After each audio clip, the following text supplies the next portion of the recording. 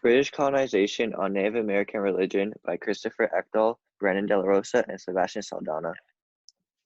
Many people believe that the pre-colonized Native Americans didn't have a religion, but in fact they were very religious. Each Native American tribe had their own form of religion, but they all revolved around ceremonies and celebrations. The Native American religions weren't as widespread or traditional as a major religion like Christianity is today. The Native Americans believed in a spirit named Wakantanka. Wakantanka was known as the Great Spirit or the Creator. The Native American religions were solely based on pleasing the spirits. All men that were coming of age went through a ceremony that included fasting, self-harm, and seeing a so-called spirit friend while in a trance. They believed that the spirits affected their everyday life. The Native American religions had many ceremonies, including the sun dance and the ghost dance. The sun dance was a ceremony where men would hang themselves by their nipples, connected to a pole that signified the sun. The ghost dance was a ceremony that was thought of by the Native Americans to drive away the white people and bring back their everyday life. This is the section 2 quiz. Question number 1 is, did the Native Americans have religion? And yes, unlike popular belief, the Native Americans did have religion. Question 2, who did the Native Americans believe to be the Great Spirit? Wakantanka was known as the Great Spirit or the Creator. And question 3, what was the most prominent part of the Native American religion? Although all different Native American tribes had religion, they all revolved around their different ceremonies and celebrations. This is the bibliography. All right, so section 3, post-colonization and American religion / beliefs. So during the early 17th century and late 16th century, many European nations started traveling to the New World. Nations like France would occupy parts of the East Coast, and the Spanish sought to spread Christianity to the natives of the New World, believing that they were saving their souls from eternal damnation.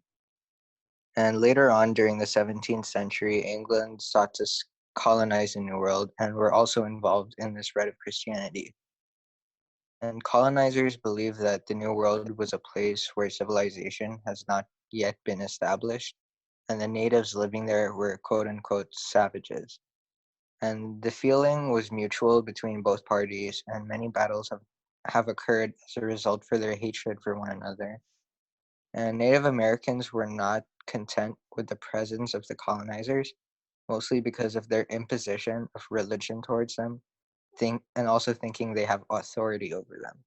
So the Christian colonists had no consideration for the beliefs of the natives because they thought that believing in Christianity is the only thing that separates a savage from a human being.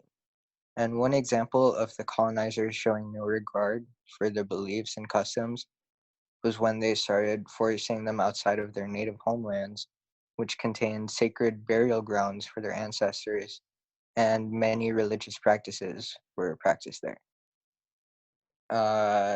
And the picture on the left, it's John Wesley preaching to the Native Americans. And the picture on the right is the first European settlers at Narragansett Bay on the East Coast. Next slide. So the section 3 quiz, question number 1, were the English the only European nation to travel to the New World?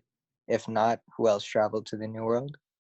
And the English were not the only European nation to travel to the New World. The French and Spanish sailed to the New World as well. And why did the Spanish and the French missionaries try to convert Native Americans? They tried to convert the Native Americans because they believed they were saving their souls from eternal damnation. And question number 3, why were natives hesitant to leave their homelands due to the colonizers? Their homeland and territories held great importance to their culture and beliefs such as sacred burial sites of their ancestors and much more. And next slide. So here's the bibliography. In conclusion, all instances of colonization in history, their benefits and problems, basically like pros and cons. Positively thinking, European colonization of the Native Americas has spread religion, trade, and technology, basically like a bunch of ideas being exchanged between one another, which is a good thing. For example, trade introduced Europe to corn, potatoes, tomatoes, beans, nuts, and a lot more. And for Native Americans, they got introduced to a lot of jewelry like glass beads and such, and copper. These were all really good things. The problems with colonizations, the cons, are completely moral. While experiencing new religions can be wonderful, it is not meant to be forced upon. Forcing Native Americans into converting into another religion is morally wrong. Another problem coming with colonization, which you could see in the second picture, is the diseases that came with them coming over here. So when the Europeans came to the Americas, they introduced a bunch of diseases that they were already immune to, but the Native Americans weren't.